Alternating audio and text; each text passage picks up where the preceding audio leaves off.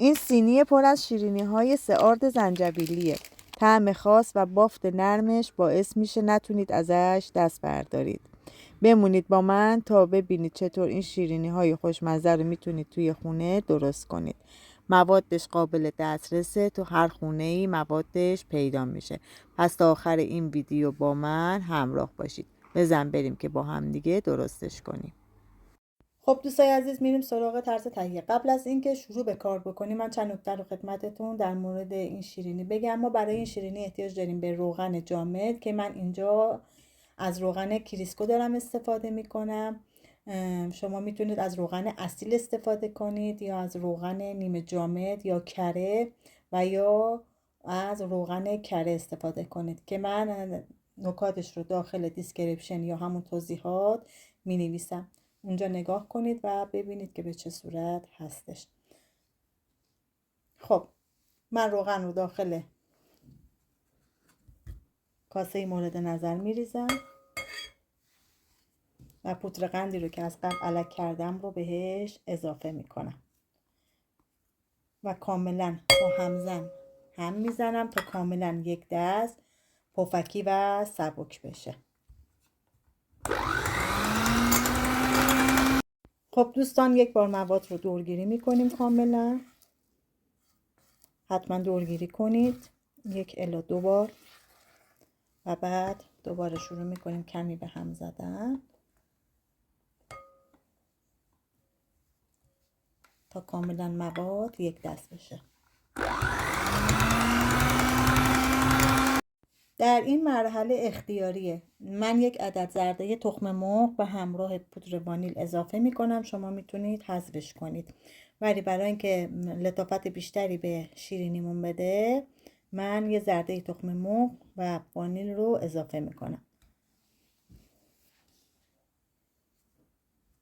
و مواد رو کمی مخلوط می کنم تا یک دست بشه. خب مواد رو کاملا با هم ترکیب کردیم. نوبت میرسه به اضافه کردن آردهامون. هر 3 آرد رو با هم مخلوط میکنیم. از قبل هم آرد رو الک کنید حتما. آرد برنج، آرد گندم قنادی یا همون آرد سفید و آرد نخودچی.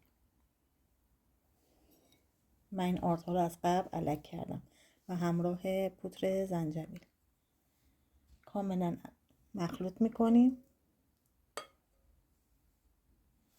خب مواد رو کاملا با هم دیگه مخلوط میکنیم تا یک دست بشه و بعد کم کم به مواد مایمون اضافه میکنیم. خب از موادمون کم کم به مواد مایع اضافه میکنیم.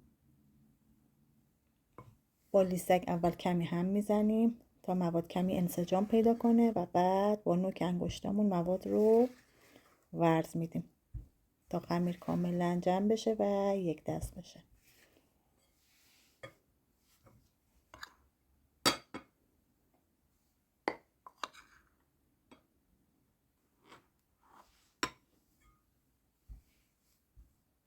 خب مواد رو که کمی منسجم کردیم با لیسک با دست شروع میکنیم به ورز دادن.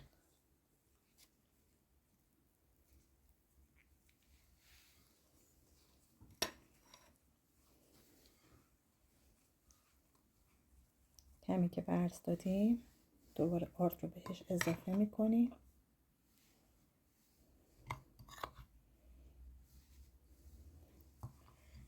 و مخلوط میکنیم. خب دوستای عزیز، خمیر رو که با نوک انگشتمون ورز دادیم کاملا شروع میکنیم به ورز دادن تا خمیرمون کاملا جمع بشه. همونطور که میبینید من این کار رو انجام دادم و خمیر کاملا جمع شده و به دست نمیچسبه. نگاه کنید، بدون دستکش من خمیر رو جمع میکنم که ببینید چسبندگی نداره. خمیر رو داخل یک کیسه فریزر میذاریم و به مدت 1 ساعت داخل یخچال استراحت میدیم و بعد از اون شروع میکنیم باهاش به کار کردن. خب دوستای عزیز، خمیر من بعد از 1 ساعت استراحت خودش رو کرده. حالا من روی سطح کارم رو کمی آرپاشی میکنم و خمیرم رو میذارم و با استفاده از یک کاغذ روغنی خمیر رو به قطر نیم الی 1 سانت باز میکنم. شما میتونید مابین 2 تا کاغذ روغنی این کار رو انجام بدید و خمیرتون رو باز کنید. خب دوستان، خمیر رو که باز کردیم از کاتر دلخومون استفاده میکنیم. کاتر رو حتما به آرد بزنید چون امکان داره به خمیر بچسبه و بعد با کاتر مورد نظرمون کاتر میزنیم. من از این کاترهای 2 تایی استفاده دارم میکنم. کاتر میزنم و بعد نقش مهر رو میندازم روش به این حالت. ببینید کمی که فشار بدید خودش نقش میندازه. ببینید به این شکل و خیلی هم راحت از قالب جدا میشه. ببینید به این حالت و بعد میذاریمش داخل سینی فر که کاغذ روغنی گذاشتیم. خب دوستان، یه دونه دیگه من با یک کاتر دیگه کاتر میزنم که ببینید. کاترها رو میتونید از لوازم قنادی و دوستانی که در خارج از کشور هستن از آمازون تهیه کنن. ببینید خیلی راحت جدا میشه.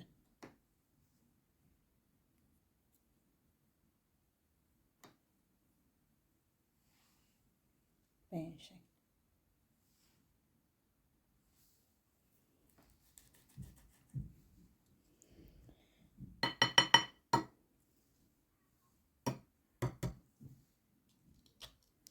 دوستان در مورد خمیر من یه چیزی رو بگم. موقعی که خمیر رو ورز میدید، اگر دیدید که خمیرتون جمع نمیشه و شل هست بهش آرد اضافه کنید و اگر دیدید که خمیرتون سفت هست بهش شیر یا روغن اضافه کنید. از هر روغنی که دارید استفاده میکنید. اگه کره اگه روغن و در حدی که خمیرتون کاملا جمع بشه و به دست نچسبه. خب دوستای عزیز، همونطور که میبینید من شیرینی ها رو کاتر زدم به این شکل، ولی یه روش دیگه ای را میتونید انجام بدید.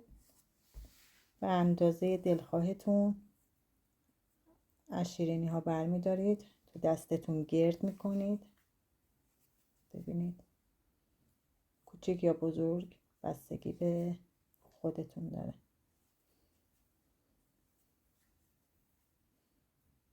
ببینید به این حالت و با ته ماسوره. ببینید از این ماسوره ها بهش فرم بدید به این شکل. ببینید به این حالت بهش میتونید فرم بدید یا اینکه تو دستتون گرد کنید به این شکل. دوباره کمی با انگشت روش رو صاف کنید مثل شیرینی برنجی یا نخودچی و بعد با مهر بزنید به این حالت.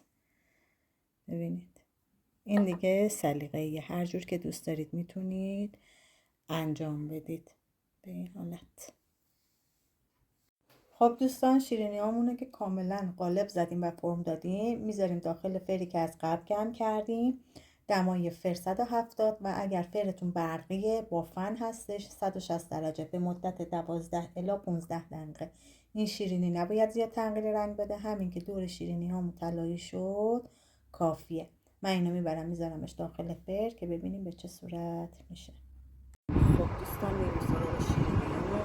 ببینید به چه صورت.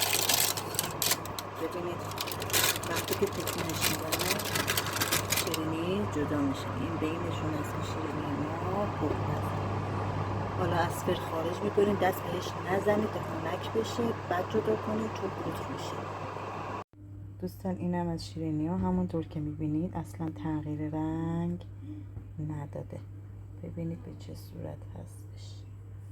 نشونه پختش هم که بهتون گفتم به چه صورت هست. البته این الان داغه، یعنی بذار ببینم میتونم یه دونه‌شو بردارم ببینید.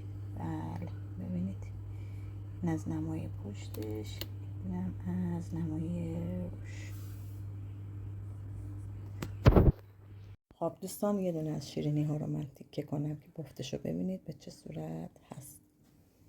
ببینید اینم از بافت شیرینی. امیدوارم که از این ویدیو لذت برده باشید. اگر که این ویدیو رو دوست داشتید حتما لایک و سابسکرایب کنید و نظراتتون رو برام کامنت کنید. تا ویدیوی بعدی خدایا رو نگهدارتون.